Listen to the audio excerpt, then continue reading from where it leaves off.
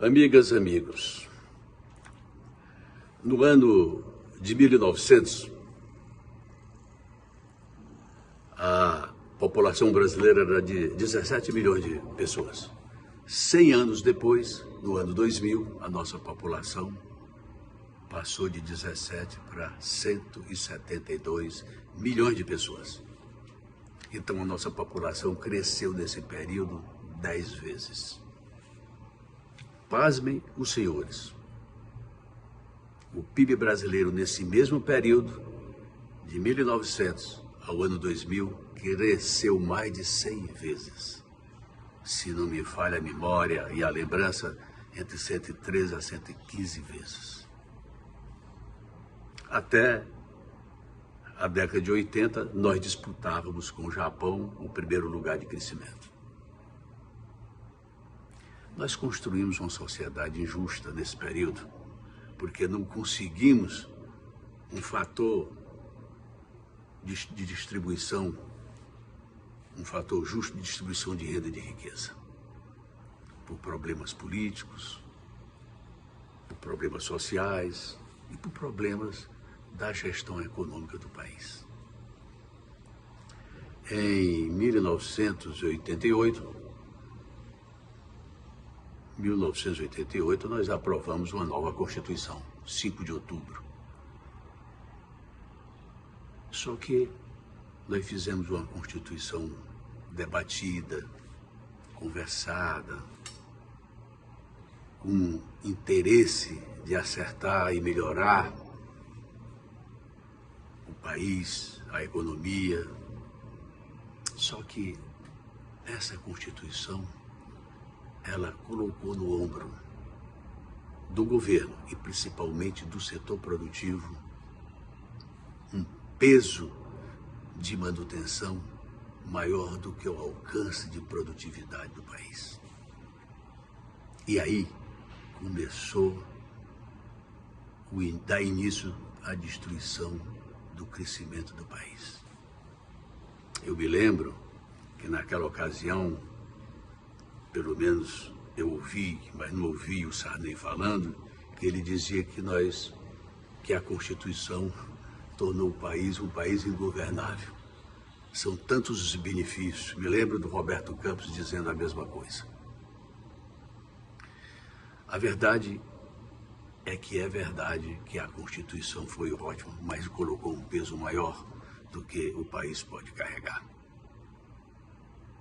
Talvez a gente tenha que rever alguns postulados de impossibilidade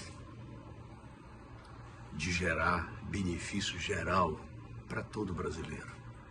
E aí, no meu entendimento, nós começamos a confundir caridade com política social de melhor distribuição de renda e de riqueza.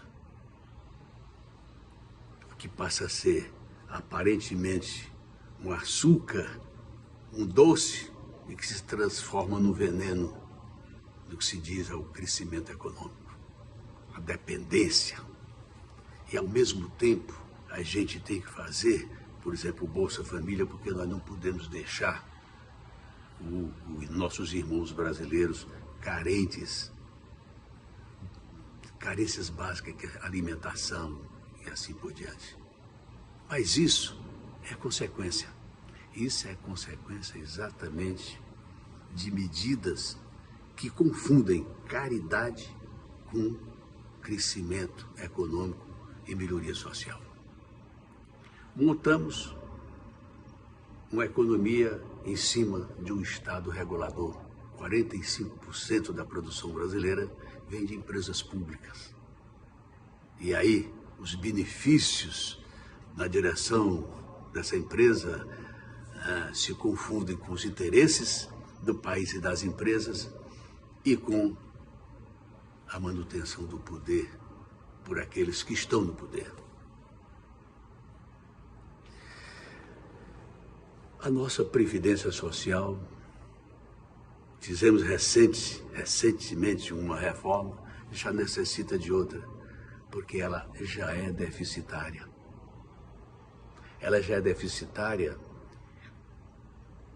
e aumenta esse problema de déficit vai aumentar. E isso passa a ser um peso muito forte para a gestão fiscal do país. Porque é um peso compulsório. E porque não permite que a gente avance com velocidade justa para o crescimento. E a Previdência nossa tem problemas estruturais graves. O primeiro, a grande maioria, mais de 90% dos proventos estão em torno de um salário mínimo. Mas nós temos os privilégios, pessoas aposentadas com 50, 70, 40, 50 mil. Esses privilégios tendem a aumentar e tendem a ser mais um item de prender o crescimento econômico, dar uma velocidade no crescimento econômico. E aí nós chegamos a essa montanha de dívida pública, hoje caminhando se nós está em 9 trilhões de reais. Esse movimento de aumento da dívida pública desarticula de maneira direta o crescimento econômico. E, ao mesmo tempo, a gente se vê que as políticas econômicas que são geradas para reduzir esse déficit público não tem efeito. E não está tendo efeito. Por quê? Porque não há um mecanismo de controle de gastos. Aí aumenta a caridade e diminui o crescimento. Aí aumenta a caridade e diminui o crescimento. Então, no meu entendimento, nós temos que nos voltar para mexer na Carta Magna do país. Porque é uma fonte geradora de destruição de crescimento. E deixar de confundir caridade social com compromisso social. Temos que fazer, em algum momento, a caridade? Sem dúvida nenhuma. Nós não podemos deixar as pessoas morrerem de fome. Mas não podemos criar que essa caridade se torna um fator permanente e sim um fator provisório. Chama a atenção porque esses fatos que eu aqui mencionei, gerados por uma bela Constituição que fizemos, estão dando lentidão e estão nos jogando numa situação de sinuca de bico, como se chama.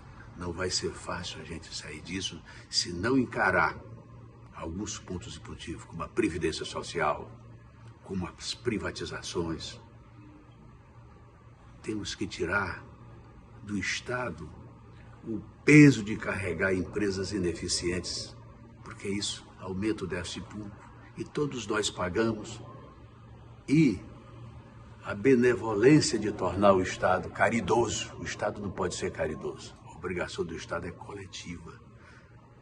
Não é uma obrigação de caridade, é de compromisso social. E o Brasil tem tudo para fazer isso, meus amigos. Fico por aqui, deixo essa semente para que a gente volte a bater nesse tema.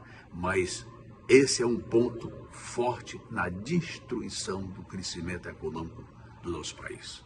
Uma boa semana e até uma outra oportunidade.